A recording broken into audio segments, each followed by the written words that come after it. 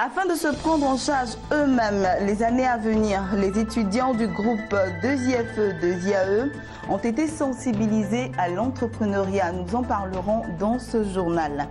Et puis nous parlerons aussi d'une conférence sur la prévention du paludisme chez les femmes enceintes qui s'est tenue à la faculté de médecine de l'université Félix Houphouët-Boigny de Cocody à Abidjan.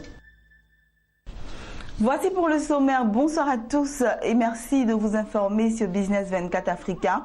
Ouvrons ce journal par cette information. Ils sont nombreux les étudiants en deuxième année de BTS, brevet de technicien supérieur, qui subiront les mois à venir les épreuves du BTS. Après ces examens, ils seront encore nombreux à avoir du mal à obtenir un emploi. Afin de permettre à ces étudiants d'eux-mêmes se prendre en charge demain, le groupe 2IFE, 2IAE a organisé une sortie d'études pour ces étudiants en deuxième année sur le site d'Azagué. Sortie à laquelle des entrepreneurs ont formé les étudiants sur l'entrepreneuriat à travers leurs propres expériences. Cette sortie d'études a aussi servi au lancement d'une fondation pour suivre les étudiants dans leurs projets. Max Soubi pour le reportage. Ouverture d'esprit et orientation des étudiants pour qu'ils deviennent des entrepreneurs chevronnés, telle est l'essence de cette sortie d'études des étudiants en deuxième année BTS du groupe 2IFE et 2IAE. Les étudiants ont au cours de cette sortie d'études été formés sur le courage de concrétiser ses rêves, d'ignorer les risques et d'utiliser son plein potentiel de créativité pour innover l'entrepreneuriat. Je pense que l'entrepreneuriat représente la première place aujourd'hui. La première place parce que je m'explique, aujourd'hui tout jeune africain a envie d'entreprendre, envie de diriger, envie de voir son rêve réalisé. Il faut accompagner ces jeunes entrepreneurs que nous sommes, le pouvoir faire la promotion aussi de l'Afrique, pourquoi pas. Avant d'entreprendre, en réalité, il faut être passionné. Il faut avoir une passion. C'est la passion qui vous permettra de résister à toutes ces tempêtes qui vous frapperont lors de votre aventure. Ensuite, il faut oser. Inciter les étudiants à entreprendre, leur donner la possibilité de se former auprès d'entrepreneurs chevronnés, dirigeants d'entreprise, une initiative saluée par les impétrants. Nous avons nos devanciers, les entrepreneurs qui ont déjà l'expérience, qui viennent nous apporter leurs idées. Ces idées vont nous permettre, nous aussi, en tant qu'étudiants entrepreneurs, d'intervenir dans la société. Parce que créer déjà, c'est aider les autres qui ne trouvent pas de travail à avoir des postes dans la société. En favorisant la promotion des valeurs telles que l'audace, la créativité, la responsabilité, la solidarité, la persévérance, la confiance en soi et l'initiative, le groupe 2IFE et 2IAE veut ainsi permettre aux étudiants en fin de cycle d'être leurs propres patrons et les leaders de demain. Ça fait partie de notre vision, l'école des entrepreneurs, qui est axée sur l'innovation. Et donc, nous voulons que nos étudiants apprennent autrement. Et apprendre autrement, côtoyer les entrepreneurs. Parce qu'ils n'ont pas le temps d'aller rencontrer les entrepreneurs dans leur entreprise. L'entrepreneur lui-même n'a pas le temps. Et donc, les entrepreneurs ont accepté de venir chez nous. Donc, si vous voulez, on a transporté l'entreprise dans l'école.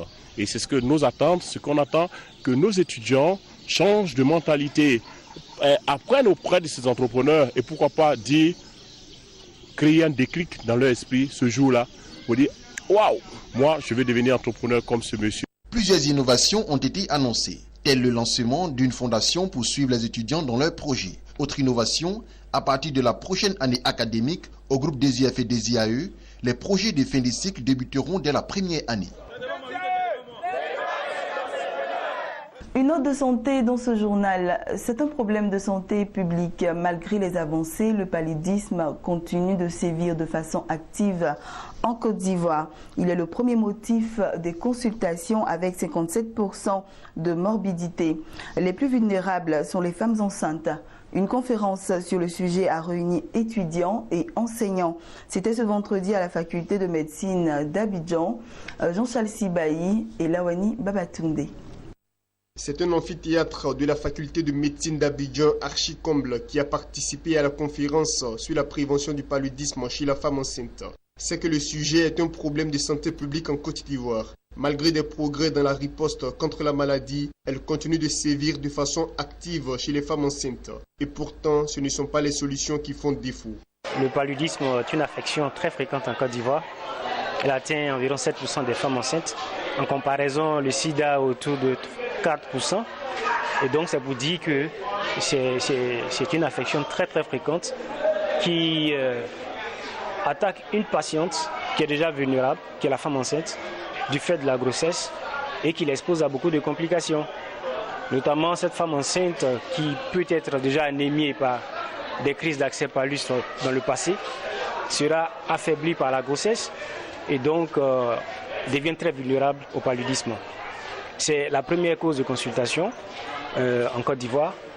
Elle représente 36% des consultations en gynécologie et donc c'est une affection très très fréquente et présente en Côte d'Ivoire.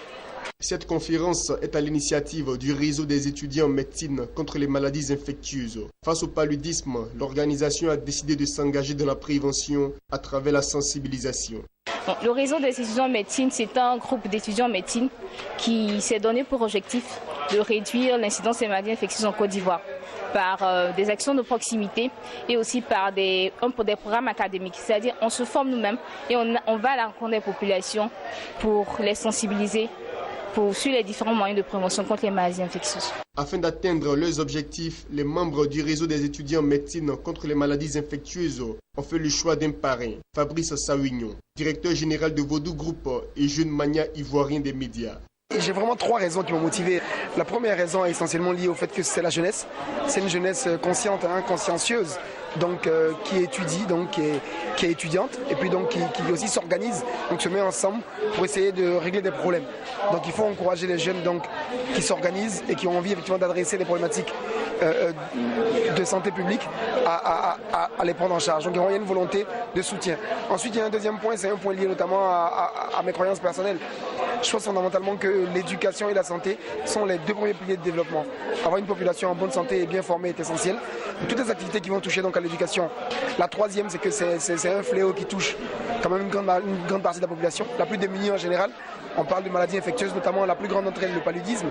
Et donc l'idée pour nous, c'est vraiment de mettre aussi à disposition notre arsenal en termes donc, de communication, d'information et de sensibilisation. Le réseau des étudiants en médecine contre les maladies infectieuses regroupe plus de 50 adhérents. En plus du paludisme, le réseau lutte contre le VIH-Sida et l'herpès génital. Voilà, poursuivons ce journal avec ces informations en bref et en images. Rendons-nous au Ghana. Le gouvernement ghanéen a lancé un appel à manifestation d'intérêt pour le choix d'un partenaire stratégique en vue de créer une compagnie aérienne nationale. Selon l'appel à manifestation d'intérêt dévoilé par le ministre des Transports, ce partenaire stratégique devrait être une compagnie de renom qui bénéficie d'une grande expérience dans le domaine du transport aérien et d'un réseau de distribution très dense. Il devra aussi disposer d'une surface financière solide, d'une importante capacité technique en matière d'opération, de vol et d'un savoir-faire avéré dans les domaines des systèmes informatiques et du management. Terminons avec ceci. Le manque de collaboration entre les directions générales des impôts et des douanes est officiellement identifié comme un frein à la maximisation de la collecte des recettes fiscalo-douanières au Cameroun. Afin d'inverser cette tendance, le ministre camerounais des Finances vient de parrainer la signature d'une convention de partenariat entre les administrations fiscales et douanières. Ce partenariat entre la douane et le fisc camerounais intervient dans un contexte de baisse des recettes pétrolières, lesquelles représentent 25% de l'enveloppe budgétaire du pays. Voilà, c'était le journal de la rédaction. J'ai été très heureuse de vous l'avoir présenté. Continuez de suivre Business 24 Africain. Nous sommes la première chaîne de l'économie africaine.